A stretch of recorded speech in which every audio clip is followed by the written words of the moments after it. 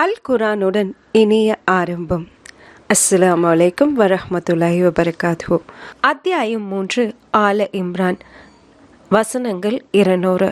இது அல் குரானோட 3வது அத்தியாயமாக இருக்கு.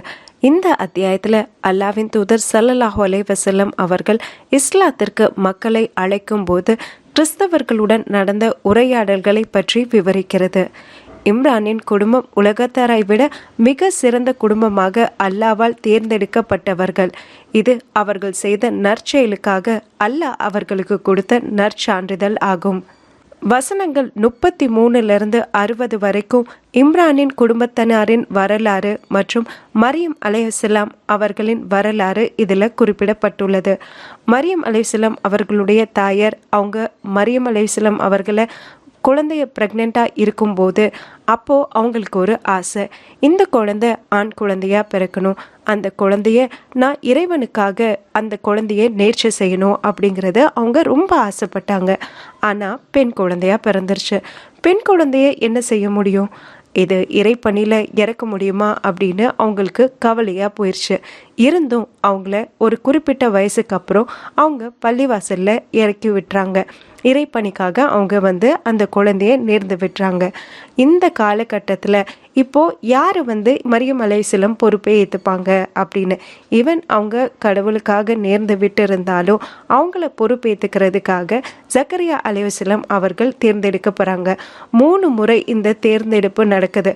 அதாவது அங்கே இருக்கிற முக்கியமான பெரியவங்க யார் பொறுப்பெடுத்துக்கிறது அப்படிங்கிற ஒரு குழுக்கள் முறையில் தேர்ந்தெடுக்கப்படுறதுல 3 தடவையுமே ஜக்கரியா அலைஹிஸ்ஸலாம் அவர்கள் வராங்க. ஜக்கரியா அலைஹிஸ்ஸலாம் அவர்கள் அவங்க மரியம் அலைஹிஸ்ஸலாம் அவர்கள் பள்ளியாசலில் இருக்கும்போது அவங்களோட தேவைகளை அவங்களுக்கு என்னென்ன அப்படிங்கிறதையும் அவங்கள பார்த்துக்கிறாங்க. இந்த காலகட்டத்தில் அவங்க மரியம் அலைஹிஸ்ஸலாம் இருக்கும்போது அவங்களுக்கு மிக சிறந்த உணவு வகைகள் அவங்களோட இருக்கைக்கு இருக்கு. அது அந்த காலத்துக்குரிய பழங்கள் கனிகள் இல்லை, ஆனாலும் உங்ககிட்ட இருக்கு. அப்போ ஜக்கரியா அலைஹிஸ்ஸலாம் கேட்குறாங்க, மரியமே உங்களுக்கு எப்படி இந்த பழங்கள் கிடைச்சது அப்படின்னு கேட்குறாங்க. அப்போ அவங்க சொல்கிறாங்க, என்னுடைய இறைவன் கொடுத்தது அப்படின்னு.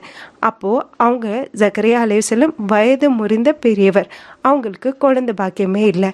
இந்த நிலையில தான் அவங்க யா அல்லாஹ் நீ கனிகள் இல்லாத காலத்தில் அதாவது அந்த காலத்துக்குரிய கனிகள் இல்லாத கனிகளை கூட மரியமுக்கு நீ உணவாக கொடுக்குற, எனக்கு குழந்தைய பெற்றுக்கிற வயசே போயிருச்சு, இருந்தும் நான் உன்கிட்ட துவா கேட்குறேன், எனக்கு ஒரு வாரிசு கொடு அப்படின்னு கேட்குறாங்க.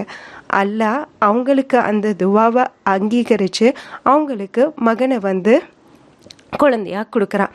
இதை இந்த வரலாறு எல்லாமே ஆல இம்ரான் சூறால பதிந்திருக்கு.